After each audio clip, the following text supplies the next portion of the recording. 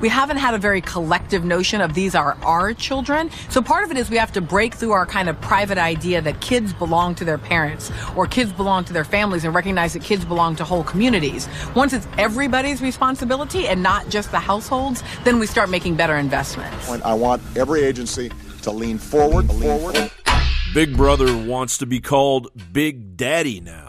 Paul Joseph Watson writes, the U.S. Department of Education and the U.S. Department of Health and Human Services has published a draft document which outlines a plan that will treat families as equal partners in the raising of children, opening the door for government intrusion at all levels. The document states, the first step in systematically embedding effective family engagement practices in educational settings is to establish a culture where families are seen as assets and partners in children's development, learning, and wellness. The first two principles of effective family engagement practices state: 1. Create continuity for children and families. Implement a vision for family engagement that begins prenatally and continues across settings and throughout a child's developmental and educational experiences. 2. Value equal partnerships between families and professionals. Combine professional expertise with familial expertise to promote shared learning and responsibility for children's healthy development,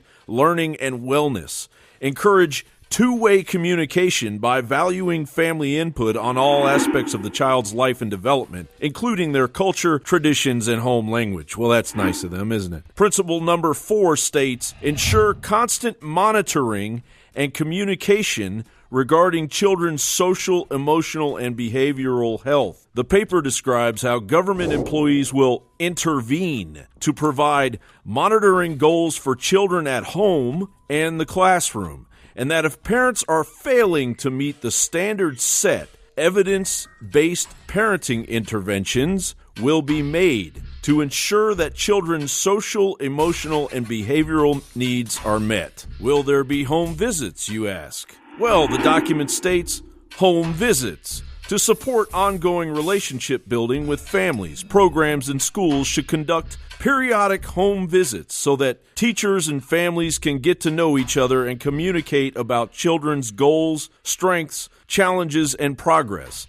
If home visits are not possible for all families, school or programs should require that teachers or providers and families communicate at the beginning of the year to ensure that the relationship is started in a positive way. The program bears the hallmarks of the controversial scheme in Scotland, set to take effect later this year, under which a shadow parent appointed by the government will monitor the upbringing of every child under the age of 18. The document also extends the understanding of the word family to include all the people who play a role in the child's life, a definition that could include not only teachers, but government monitors. In a related development, the federal government is pushing for a task force to oversee a program under which pediatricians and doctors would screen all students over 12 years old regularly for depression and issue prescriptions or treatment as necessary. Obviously, the program will increase the likelihood of teenagers being given dangerous antidepressant drugs such as Prozac and Lexapro. This bold New World Order draft declaration is nothing less than a declaration of war on American families by pedophilic government overseers, brought to you by the Obama administration, the very same administration that criminally wielded the power of the IRS and the NSA on their political adversaries. This is a big deal, a really big deal. Take a look at the document for yourself. I will leave a link in the description of this video. This is the New World Order on paper, coming for you and your family with no apologies. John Bowne for Infowars.com. That's right, Jakari. The government is actually opening the door for intrusion at all levels. Now the feds are pushing for a new plan that will include home visits so they can check in on parents. Now, this was a draft document published by the U.S. Department of Education and the U.S. Department of Health and Human Services. It outlines a plan that will treat families as equal partners. And it goes on to explain how they'll provide monitoring goals for the children at home and the classroom. And if parents fail to meet these standards that are set, they're going to have evidence-based parenting interventions to ensure that children's social, emotional, and behavioral needs are met. But of course, we know that this is going to be further intrusion at all levels to make sure that you're complying with how the government feels your children should be behaving. And also the document extends the understanding of the word family to include all of the people who play a role in the child's life in early childhood development. So this definition could include not only teachers, but also government monitors. So it's literally Big Brother now. And in a related development, the feds also want all teens screened for depression.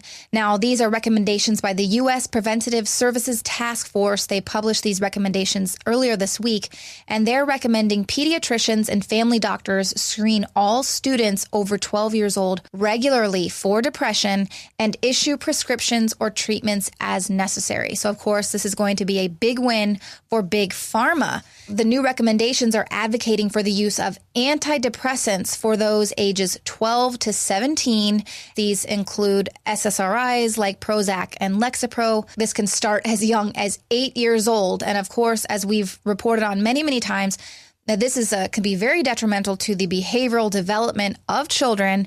SSRIs are known to increase the suicidal thoughts of young people. It increases aggression as well as violence. And so these conditions are worse for young people who are just starting out on the SSRIs, or if they're switching from one to another because it's not working.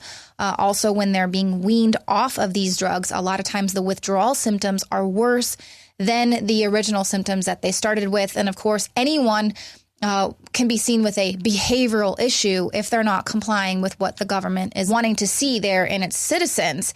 So we'll just have to kind of wait and see what all is happening here with this. But this is definitely not the time for parents to sit back and just allow these tools and these monitoring devices to come into their homes. This is, indoctrination that's passing today for education in this country. So this is time for people to start exercising their constitutional right to privacy and put the brakes on the brave new world.